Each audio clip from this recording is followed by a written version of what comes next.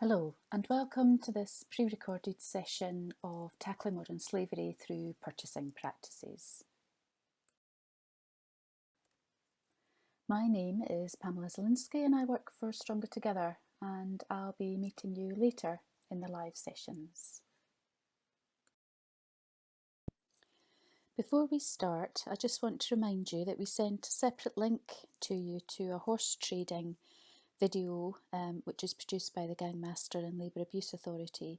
It's about 10 minutes long. If you haven't already watched it, it'd be really good if you could just stop now, take 10 minutes and view it, because I think it will really help you to understand a little bit more about the context of what we're going to be covering. So let's start with a question. What is modern slavery? So for the purposes of this session, we're going to be considering modern slavery in the context of business. That's not to say, however, that we want to forget about the victims. We want to retain a victim-centred approach. So we want to keep in mind who the victims might be and how they might find themselves to be in a position of being victimised and continuing to be controlled by their exploiters. When we're thinking about modern slavery in business, it's important to think about a couple of elements that make up modern slavery, the first of which is human trafficking. As defined by the International Labour Organization, which is part of the United Nations, human trafficking is further subdivided into three elements. The first consists of actions, so an act of, then there's the means, and then there's the purpose. So you have to have those three elements for it to be human trafficking. So the first is an action, and that can be things like recruitment, transportation, transfer, harbouring, or receipt of persons. That alone would not constitute human trafficking. It might constitute people smuggling, but it's certainly not human trafficking, because for human trafficking to occur, you then have to have the means by which the action takes place.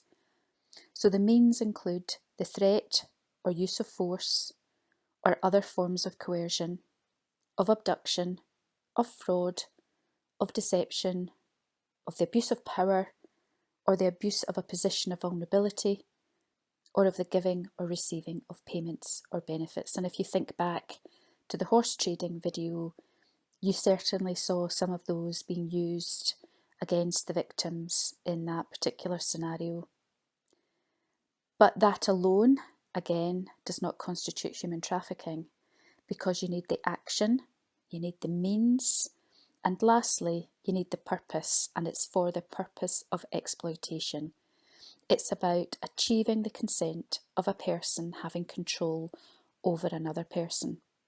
And at this point, I always remember a conversation I had about 2 or 3 years ago. I had delivered some training in Glasgow, came out, jumped in a black cab to take me to the station, and the taxi driver said in a really broad Glasgow accent, what were you doing today? And I said, training. What were you training on? I said, modern slavery. What's that then? And I thought, goodness, I've only got about 10 minutes to get to the station. And then he presented his view of his understanding of modern slavery, which always serves me as a reminder as to what the sort of foundation level is, I guess, of modern slavery. And he said, well, is that just about not earning the minimum wage? Is it about just working for a bad employer? Well, they're here to work, aren't they? So what's the problem? Why don't they just run away then? So I was answering that barrage of questions and really trying to help the taxi driver to understand that you do need these three elements, and it certainly isn't about just not receiving the minimum wage, which is bad enough, but it does come down to this purpose of exploitation, and it does come down to one person having control over another.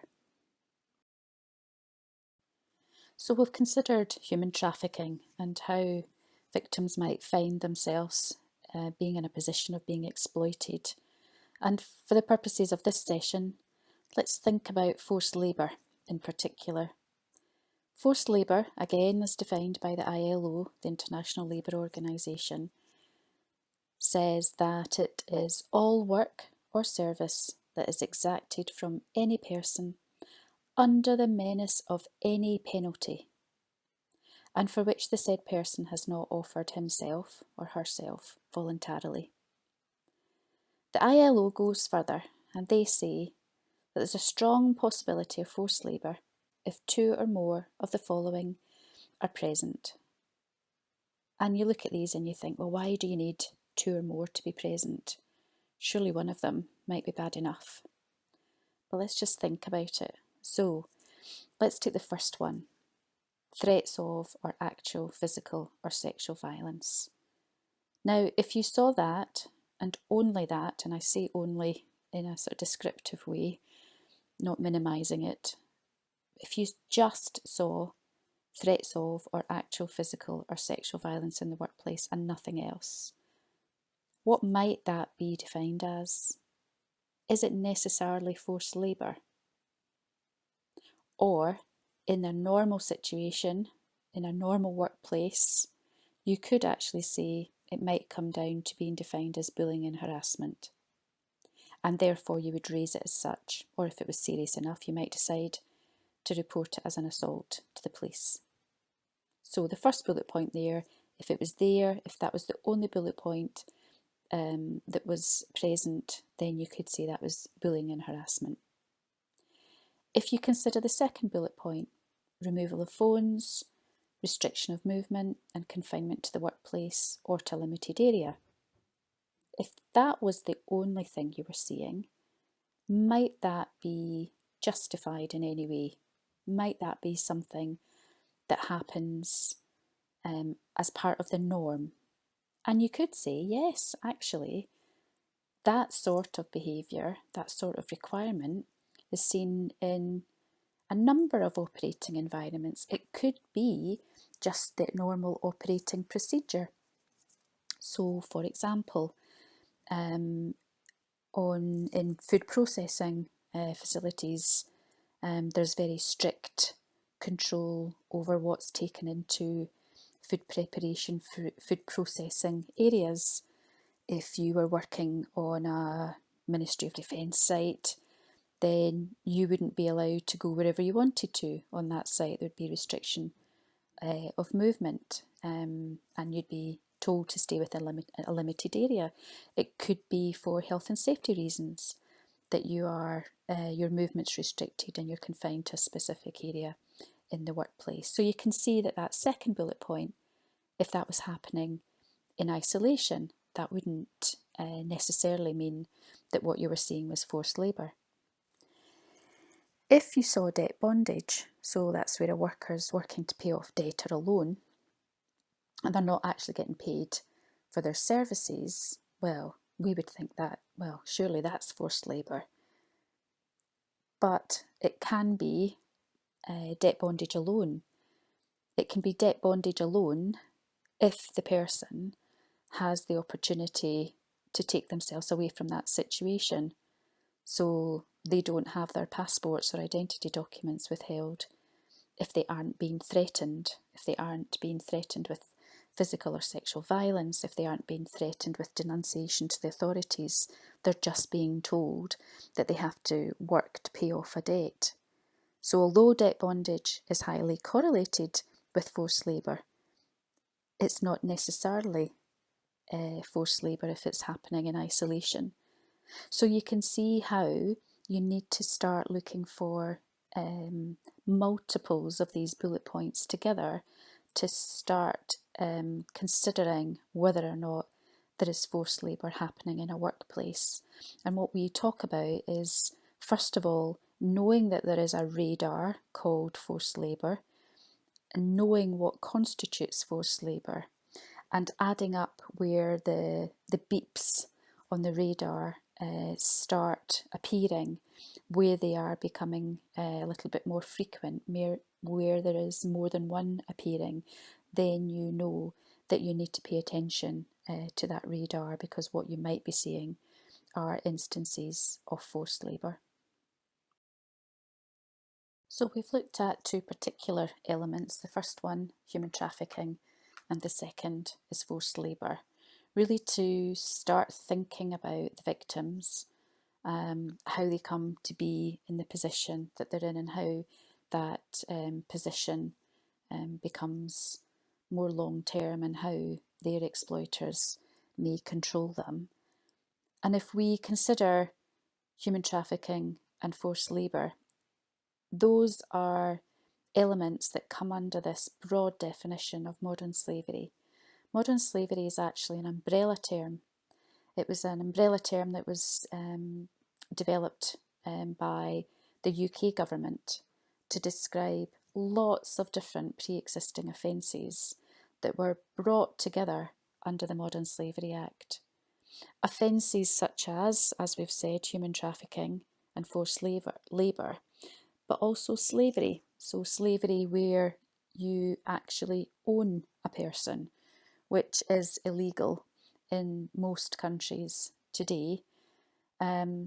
Domestic servitude, which is where somebody is experiencing forced labour in a domestic situation, in a household. So they've been trafficked to this country, and then they are working as maybe a housekeeper, a childminder, a driver, but they are under complete control of people who are exploiting them. There are slavery-like practices. And what do we mean by that? It means that it might as well be slavery. So you can't legally own somebody, but you're acting as if you do. And that would include things like debt bondage that we've already covered, the sale or exploitation of children, and forced or servile marriage. Now, whilst there are lots of different offences and they're all varied in nature, they all boil down to the fact that it involves one person depriving another person of their liberty in order to exploit them for personal or commercial gain. So it's that deprivation of liberty, not having control over your own life, what you do, where you live, how you work. You do not have control over your own situation, and it's all about somebody else exploiting you for personal or commercial gain.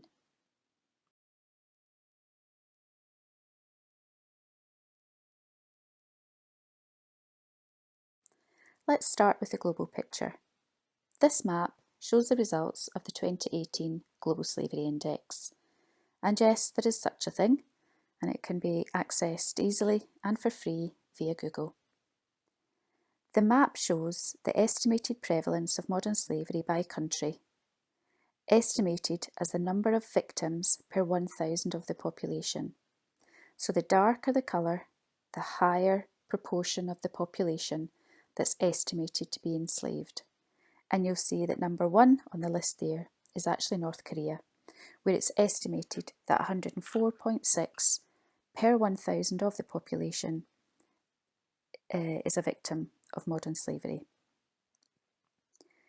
A couple of things worth noting is that there are increasing numbers of estimated victims occurring in areas that we would not normally expect. So when you look at this map and you look at where the dark colours are, they're more or less where you might expect slavery to be occurring. So Africa, Eastern Europe, the Middle East and the Far East, to pull out the main areas. However, what we have been seeing over the last number of years are growing numbers of victims appearing in Europe, and a population that is moving more and more northwest. And we're seeing actually more modern slavery cases occurring in Europe and in the UK. This is happening for all sorts of reasons, but some of the reasons are to do with, for example, economic migrants, people who are seeking a better life for themselves and their family than the one that they would be able to achieve in their own home country. Or we have seen distressing images of people fleeing from wars, for example, in Syria. So we've seen mass population movements coming out of those areas, people crossing the Mediterranean in dinghies, reaching the shores of Greece and Italy, for example, and then continuing their journey northwest. And in the future, it's also expected that we'll see similar population movement due to climate change, due to flooding and lack of water. Why is it that the UK might appear so attractive? So if a migrant is able to make it to Europe, why might they continue their journey to the UK? And there's a couple of things that means that the UK might be particularly attractive.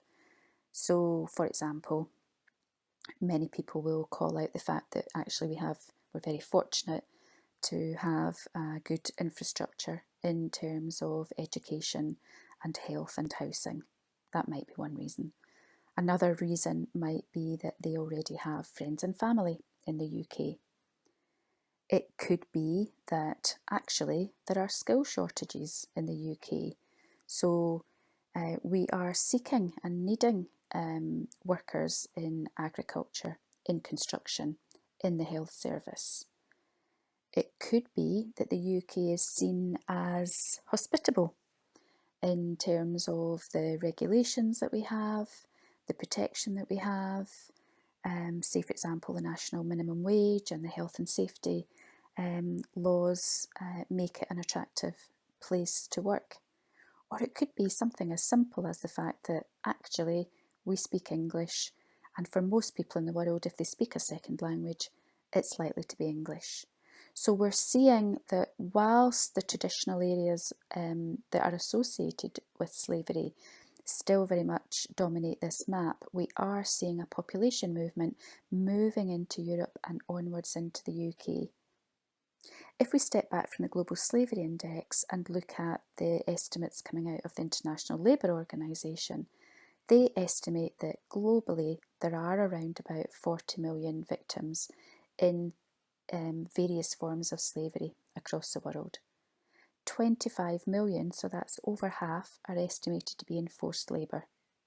So thinking back to the Glasgow cabbie when he said it must all be about the sex industry, no, it's not. It's seen that 25 million are in forced labour, and 16 million of those across the globe are actually found in the private sector. 4 million are actually in slavery imposed by the state, and two examples of that would be North Korea and Uzbekistan.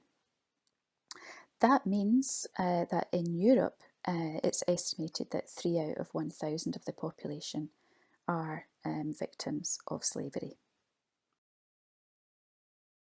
It's worth considering where you might find forced labour, which sectors are affected. This information was pulled together by Alliance 8.7 as part of the programme to achieve the Sustainable Development Goals. This information is based on their estimates of victims in sectors across the globe.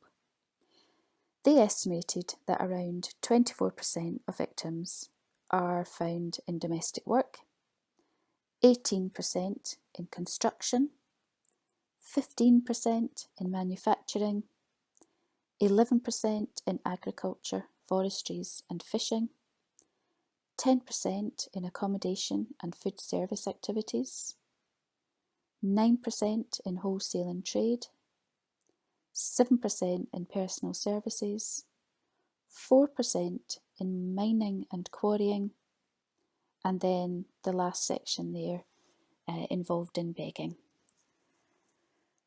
If you think about your sector, and you might find the relevant percentage, it's worth just standing back and thinking about the whole supply chain and what other sectors are involved in your supply chain.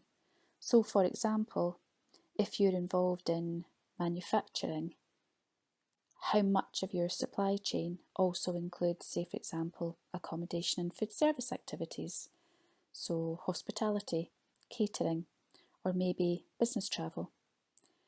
How much of it might involve construction, so the construction of new outlets or refurbishment of outlets.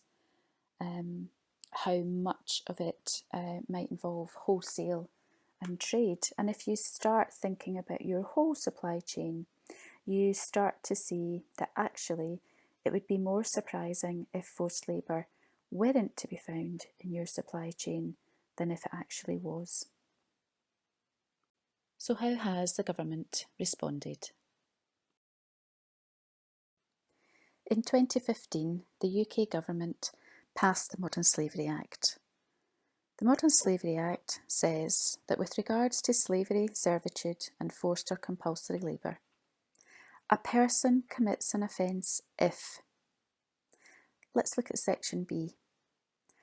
A person commits an offence if the person requires another person to perform forced or compulsory labour and the circumstances are such that the person knows or ought to know that the other person is being required to perform forced or compulsory labour.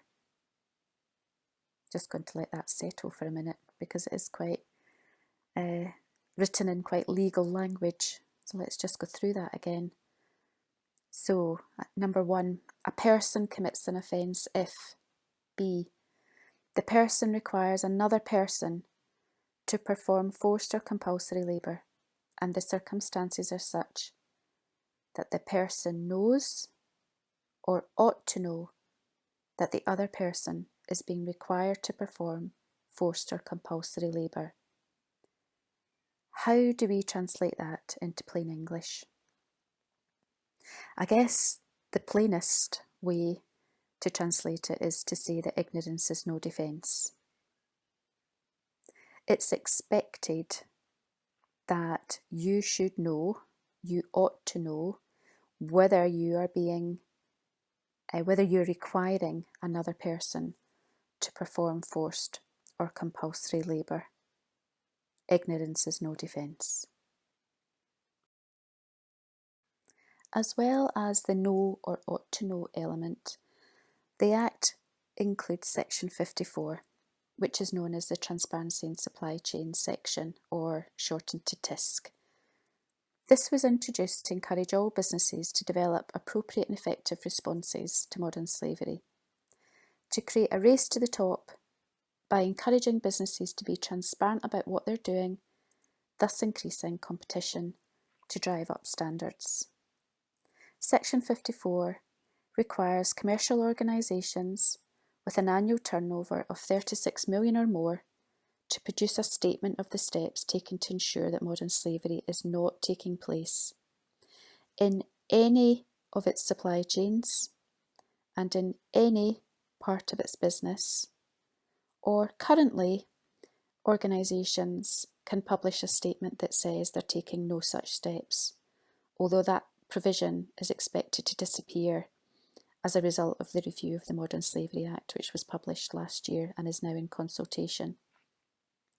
This statement must appear in a prominent place on the homepage of the organisation's website, must be approved by the board and signed by a director, must be updated annually, and that doesn't mean cut and paste and change the date that some organisations do. And it means also that for organisations of less than 36 million, they should also be taking steps to reduce their risk of committing an offence, and in fact they may be required by their customers and clients to produce a statement as part of any tendering process. Further guidelines on the Transparency in Supply Chain section can be found in this booklet appearing on the slide. This is produced by the Home Office and is downloadable for free. Just search for Transparency in Supply Chains, etc., a practical guide. So understandably, Section 54 can sound very overwhelming. However, in the Home Office guidelines, they went on to explain that due diligence procedures should be proportionate to the identified modern slavery risk. The severity of the risk, what is the severity of the risk to the victims? The level of influence that a business may have. So, for example, a small delicatessen in a village high street is not going to have the same level of influence as a major retailer. And also that the due diligence procedures should be informed by any broader risk assessments that have been conducted. So, for example, any health and safety assessments. All of that can be taken into account, and all of that illustrates why taking a methodical risk assessment approach can really help you to undertake meaningful and effective due diligence as expected by the Modern Slavery Act. In this session, we are concentrating on the UK Modern Slavery Act, but the UK is not alone in taking steps to address the horrors of modern slavery. Both across Europe and beyond, many countries are looking at similar types of legislation, and these bullet points note a few of them. So I think it's clear that there's only one direction of travel, that more and more countries are acting to address modern slavery, and that this isn't something that's going to naturally disappear of its own accord. I want to end this pre-recorded session by touching on the business case. Aside from a sort of a moral and human case, there are definite elements to be considered if you are required to develop a business case for any additional resources or support that you might need in terms of developing and implementing your modern slavery programme. More information can be found on the business case in the Tackling Modern Slavery Through Purchasing Practices toolkit, which you should have been sent as part of your joining instructions. But just a couple to mention would be, first of all, the obvious one, which is about managing risk and reputation to your organisation. But there's also about protecting your ability to trade, your licence to operate, and about being able to secure investment by demonstrating your approach to human rights. Also about the competitive advantage that can be achieved by working with suppliers more closely and strategically with suppliers, and the increased productivity and sometimes increased product quality that can be achieved by those strategic partnerships. By working on the security of your supply chain, by working on supplier innovation and development, and lastly, working on modern slavery aligns to the United Nations Sustainable Development Goals, and in particular Goal 8. So, as I said, there's more information in the toolkit if you're looking to develop a business case. I hope that this session has given you a bit of an insight, or perhaps a refresher in terms of modern slavery. You will have an opportunity to ask me questions during the live session, so if there's anything that you want to raise, then please be assured we'll do that in the live sessions, and I look forward to seeing you, if not meeting you, online.